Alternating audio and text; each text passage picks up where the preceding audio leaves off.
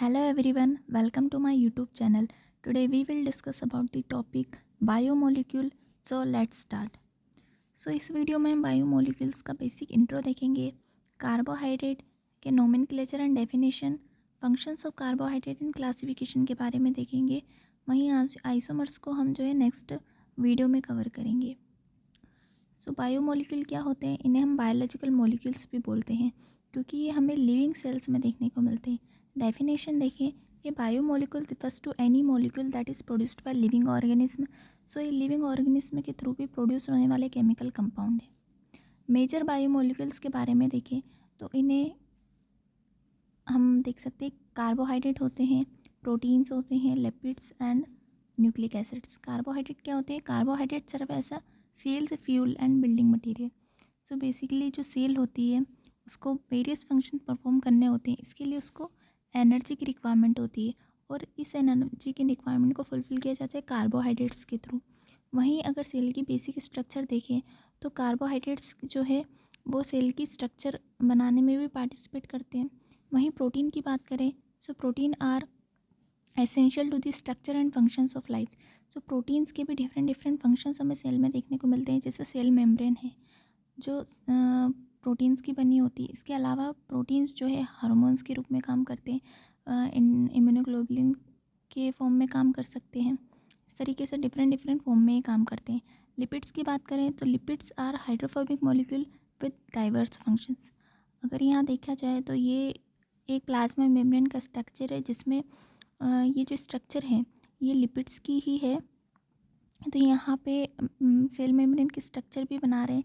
Nucleic acids की बात करें तो nucleic acid store, transmit and help express hereditary information. Nucleic acid जो है सेल के न्यूक्लियस में प्रेजेंट होते हैं, जो कि जेनेटिक इन्फॉर्मेशंस को कैरी करते हैं और जनरेशन टू जनरेशन इनको पास किया जाता है। नेक्स्ट अगर देखें तो जो बायोमोलिक्यूल्स होते हैं वो प्राइमरी बिल्डिंग ब्लॉक्स होते हैं किसी भी लिविंग ऑर्गेनिज्म की। तो अगर हम सेल की एक स्ट्रक्चर की बात करें तो इस स्ट्रक्चर में हम क्या देख सकते हैं? सेल वॉल प्रेजेंट होगी, इसमें प्लाज्मा मेम्ब्रेन प्रेजेंट होती है एंड न्यूक्लियस में उसका क्रोमेटिन प्रेजेंट है। तो यहाँ जो स्ट्रक्चर दे रखी है ये बहुत ही कॉम्प्लेक्स स्ट्रक्चर है। अगर इन्हीं स्ट्रक्चर को हम देखें कि किन चीज़ों से मिलकर बनी है, तो क्रोमेटिन की बात करें तो ये डीएनए एंड प्रोटीन से मिलकर बना है। वहीं प्लाज्मा मेम्ब्रेन जो है प्रोटीन से मिलकर बनी है और सेल वॉल की बात करें तो ये सेलुलोज से मिलकर बनी है। ये जो मैक्रोमोलिक्यूल्स है ये भी कुछ मोनोमेरिक यूनिट से मिलकर बने हैं। जैसे डीएनए जो है डिफरेंट न्यूक्लियोटाइड्स इसमें प्रेजेंट होते हैं। प्रोटीन जो है अमाइनो एसिड से मिलकर बनी है। सेलुलोज है जो शुगर से मिलकर बना है, जिन्हें हम कार्बोहाइड्रेट्स भी बोलते हैं।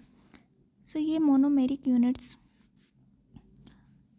की भी स्ट्रक्चर अगर हम देखें तो इनमें भी कुछ 6 कॉमन एलिमेंट्स प्रेजेंट होते हैं, जैसे carbon, hydrogen, oxygen, nitrogen, phosphorus and sulphur. ये एलिमेंट्स ही मोनोमेरिक यूनिट्स बनाते हैं और ये मोनोमेरिक यूनिट्स मैक्रोमोलिक्यूल बनाती है। मैक्रोमोलिक्यूल से कॉम्प्लेक्स स्ट्रक्चर बनते हैं और यही किसी सेल की बेसिक स्ट्रक्चर को फॉर्म करते हैं। हम जानते हैं जिन्हें भी कंपाउंड में कार्बन प्रेजेंट होता है हम उन्हें ऑर्गेनिक कंपाउंड बोल देते हैं। जो बायोमोलिक्यूल्स है हम उन्हें भी ऑर्गेनिक कंपाउंड बोल देते हैं क्योंकि इनकी जो बेसिक स्केलेटन है वो कार्बन का ही बना होता है। वहीं अगर इन ऑर्गेनिक कंपाउंड्स की बात करें तो an organic compounds property depend not only on the size and shape of its carbon backbone but also on the atoms attached to that skeleton. यहाँ पे हमने डिफरेंट बायोमोलिक्यूल्स के बारे में देखा, उनकी डिफरेंट स्ट्रक्चर्स होती है, डिफरेंट फंक्शंस होते हैं। रीज़न क्या हो सकता है इसका? क्योंकि ये तो 6 कॉमन एलिमेंट से बने हैं। यहाँ पे अगर हम देखें तो इनमें कुछ केमिकल ग्रुप्स प्रेजेंट होते हैं जो इनके स्पेशल फंक्शंस के रिस्पॉन्सिबल हैं। जैसे हाइड्रोक्सिल ग्रुप देखा जाए तो इसमें ऑक्सीजन और हाइड्रोजन प्रेजेंट है और जिन भी कंपाउंड में प्रेजेंट होगा उन्हें हम अल्कोहल बोल देंगे। ऑक्सीजन का हमें पता है कि इसकी इलेक्ट्रोनेगेटिविटी ज़्यादा होती है, ये शेयरिंग ऑफ इलेक्ट्रॉन्स को अट्रैक्ट करता है और पार्शियल नेगेटिव चार्ज डेवलप कराता है कंपाउंड पे। ये क्या है, किसी कंपाउंड को पोलर नेचर प्रोवाइड कराता है। पोलैरिटी के कारण क्या है, ऐसे कंपाउंड्स जिनमें हाइड्रोक्सिल ग्रुप प्रेजेंट है वो हाइड्रोफिलिक नेचर के होंगे, वाटर में सॉल्युबल होंगे। वहीं कार्बोनिल ग्रुप की बात करें तो इसमें भी ऑक्सीजन प्रेजेंट है।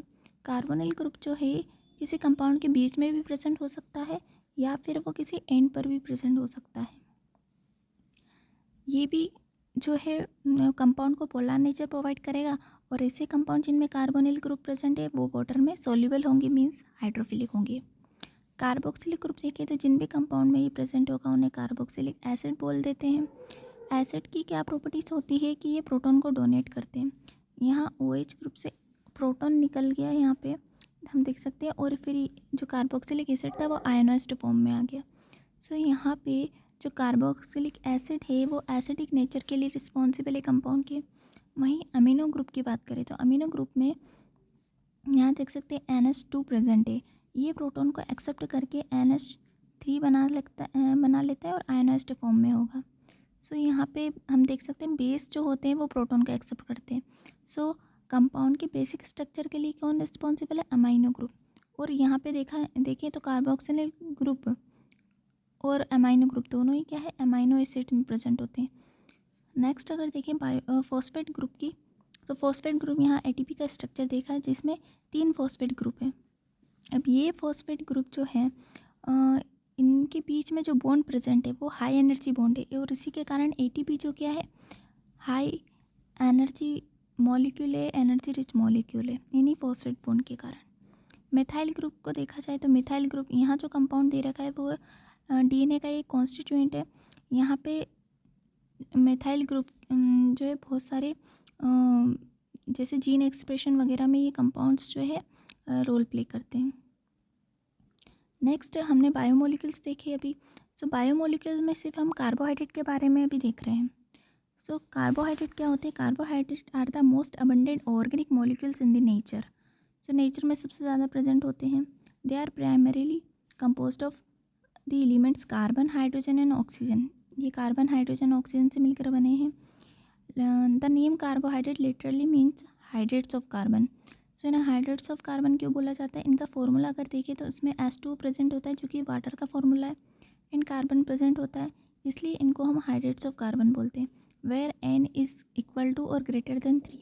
तो यहाँ पे कार्बन का नंबर मिनिमम हो सकता है 3 और मैक्सिमम हम कितना भी ले जा सकते हैं, 3 से ज़्यादा हो सकता है और 3 के इक्वल भी हो सकता है। लेकिन ये फॉर्मूला सभी कार्बोहाइड्रेट्स पे फॉलो नहीं होता, क्योंकि कुछ ऐसे भी कंपाउंड्स हैं जैसे नॉन कार्बोहाइड्रेट कंपाउंड की बात करें जो इसी तरह का फॉर्मूला रखते हैं। तो acetic acid and lactic acid, ये दो ऐसे हैं जिनका फॉर्मूला जो है बिल्कुल कार्बोहाइड्रेट के फॉर्मूला जैसा है, लेकिन ये कार्बोहाइड्रेट नहीं है, बट ये हाइड्रेट्स ऑफ कार्बन तो है। वहीं अगर कुछ ऐसे भी कार्बोहाइड्रेट्स हैं जो ये फॉर्मूला नहीं रखते हैं, जैसे C5H10O4 डीऑक्सीराइबोस का है, रामनोहेक्सोस का C6H12O5 है, जो कि कार्बोहाइड्रेट के फॉर्मूला जैसा नहीं है।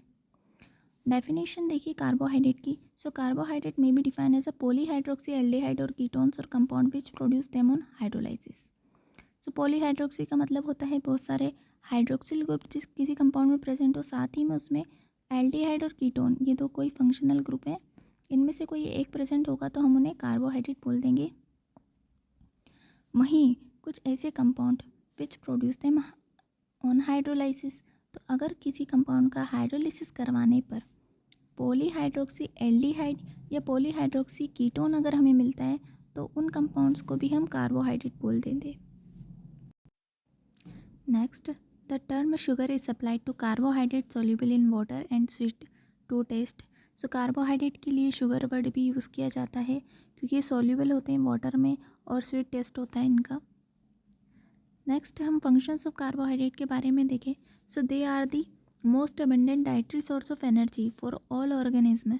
सो ऑर्गेनिज्म के में मेन सोर्स ऑफ एनर्जी जो है कार्बोहाइड्रेट होते हैं। 4 कैलोरी पर ग्राम एनर्जी ये देते हैं। नेक्स्ट अगर देखिए carbohydrates are precursor for many organic compounds, fats and amino acids.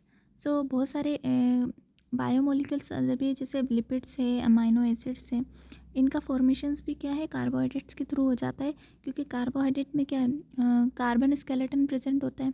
So basically यहाँ पे कार्बन ये प्रोवाइड करते हैं।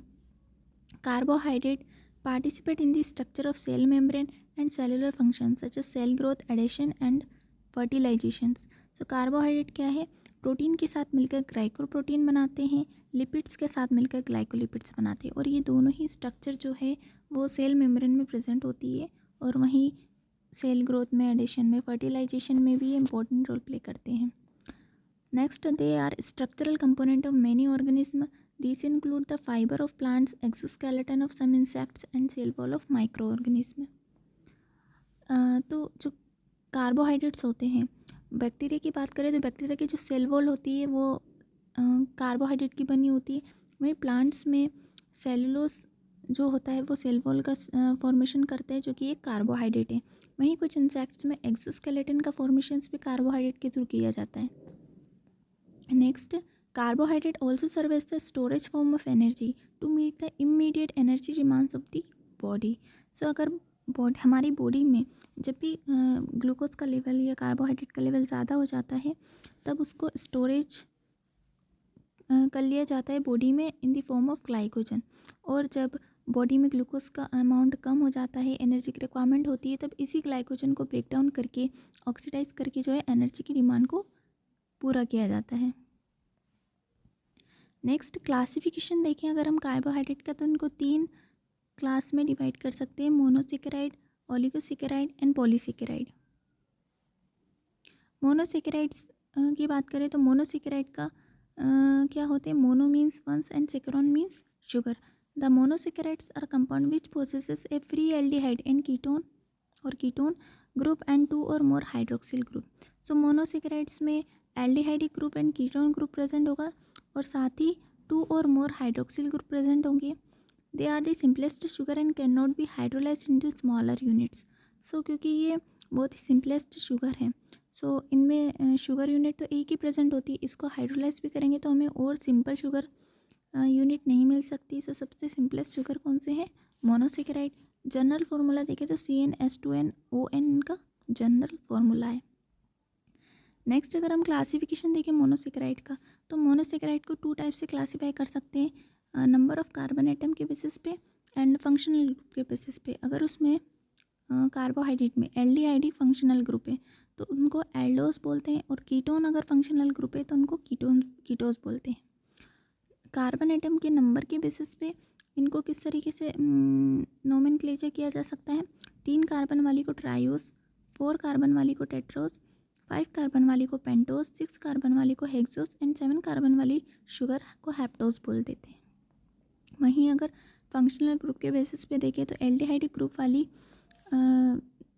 जो शुगर होती है अगर उसमें 3 कार्बन प्रेजेंट है तो ग्लिसरल्डिहाइड बोल देंगे, 4th कार्बन वाली होगी तो इरिथ्रोस, 5 कार्बन वाली को राइबोस, 6 को ग्लूकोस एंड 7 वाली को ग्लूकोहेप्टोस बोल देते हैं। वहीं अगर कीटोन अगर फंक्शनल ग्रुप है तो 3 कार्बन प्रेजेंट होंगे तो उसको डाईहाइड्रोक्सी एसीटोन, 4th कार्बन वाली को इरिथ्रोलोस, 5 कार्बन वाली को राइबुलोस, 6th कार्बन वाली को फ्रक्टोस एंड 7th कार्बन वाली को सीडोहेप्टुलोस बोला जाता है। नेक्स्ट, क्लासिफिकेशन में ओलिगोसेकेराइड्स देखें तो ओलिगो का मतलब होता है फ्यू। सो इसमें जो मोनोसेकेराइड यूनिट होगी, कुछ ही मोनोसेकेराइड यूनिट होगी। These are compound sugar that yield 2 to 10 molecules of the same और different monosaccharide on hydrolysis. So oligosaccharides का हाइड्रोलाइसिस करने पर ये या तो सेम मोनोसेकेराइड दे सकते हैं या डिफरेंट मोनोसेकेराइड देंगे, और इनका नंबर कितना होगा? 2 to 10 तक होगा इनका number. The general formula of disaccharide is CnH2O का होल एन -1 एंड ट्राइसेकेराइड का देखें तो CnH2O का होल एन -2। सो यहाँ पे -1 एंड -2 जो दे रखा है वो इसलिए है क्योंकि जब हम डाइसेकेराइड की बात करते हैं डाइसेकेराइड में 2 सेकेराइड यूनिट है। सो यहाँ पे जब 2 शुगर आपस में अटैच होंगी, उनके बीच में बॉन्ड का फॉर्मेशन होगा तो एक H2 मॉलिक्यूल्स जो है वो रिमूव हो जाता है, इसलिए यहाँ पे -1 है। ट्राइसेकेराइड में देखिए तो 3 शुगर यूनिट आपस में अटैच हो रही है और 2 बॉन्ड का फॉर्मेशन होगा उनके बीच में, तो यहाँ से भी एक H2 और यहाँ से भी एक H2 रिमूव हो जाएगा। सो यहाँ पे -2 फार्मूला में दे रखा है। ओलिगोसेकेराइड्स को हम मोनोसेकेराइड यूनिट के बेसिस पे क्लासीफाई कर सकते हैं, जैसे डाइसेकेराइड, ट्राइसेकेराइड, टेट्रासेकेराइड एंड पेंटासेकेराइड, जिनमें यहाँ पे 2, यहाँ पे 3, यहाँ पे 4 एंड यहाँ पे 5 मोनोसेकेराइड यूनिट है। अगर इनकी एग्जांपल देखें तो डाइसेकेराइड जिनमें 2 शुगर यूनिट हैं, इनके एग्जाम्पल क्या है, सुक्रोज, लैक्टोज, माल्टोज, सेलोबायोस, ट्रीहालोस, जेंटोबायोस, मेलीबायोस। वहीं ट्राईसेकेराइड में देखें तो रैमनिनोज, जेंटियानोस, रैफिनोस, रैबिनोस एंड मेलीजाइटोस। ये ट्राईसेकेराइड में। टेट्रासेकेराइड में स्टेक्योस, स्कोरोडोस एंड पेंटासेकेराइड में वर्बेस्कोस। ये ओलिगोसेकेराइड्स के एग्जाम्पल हैं। नेक्स्ट देखिए पॉलीसेकेराइड। पॉली का मतलब होता है मेनी, मतलब इनमें जो मोनोसेकेराइड यूनिट है इनका नंबर ज़्यादा होगा। These are also compound sugar and yield more than 10 molecules of monosaccharide on hydrolysis. So hydrolysis पे ये 10 से ज़्यादा molecules देंगे monosaccharides के। जनरल फार्मूला देखें C6H10O5 का होल X। टाइप्स से देखें पॉलीसेकेराइड्स के, so homopolysaccharide and heteropolysaccharide polysaccharides के टाइप्स हैं। होमोपॉलीसेकेराइड्स क्या होते हैं? Homopolysaccharides on hydrolysis yield only a single type of monosaccharide. So homo का मतलब होता है सेम। सो इनमें एक ही तरह के मोनोसेकेराइड्स होंगे और हाइड्रोलाइसिस पे ये हमें एक ही तरह की मोनोसेकेराइड्स देखने को मिलेंगी। एग्जाम्पल है starch, glycogen, inulin, cellulose, pectin and chitin. Next अगर हेट्रोपॉलीसेकेराइड की बात करें तो हेट्रो का मतलब होता है डिफरेंट। इसका मतलब when the polysaccharide are composed of different types of sugar और their derivatives they are referred to as heteropolysaccharide और हेट्रोग्लाइकन्स। सो इनमें डिफरेंट मोनोसेकेराइड यूनिट होती है, इसलिए इनको हेट्रोपॉलीसेकेराइड्स बोल दिया जाता है। एग्जाम्पल देखें तो इसमें आ जाएंगे pneumococcus type 3 and hyaluronic acid and chondrogen heteropolysaccharide के एग्जाम्पल है। तो यहाँ पे हमने कार्बोहाइड्रेट का general intro, classification and nomenclature देख लिया है। नेक्स्ट में हम इनके आइसोमर्स के बारे में पढ़ेंगे। सो अगर आपको ये लेक्चर पसंद आया है तो प्लीज़ इसे लाइक कीजिए। So and thank you.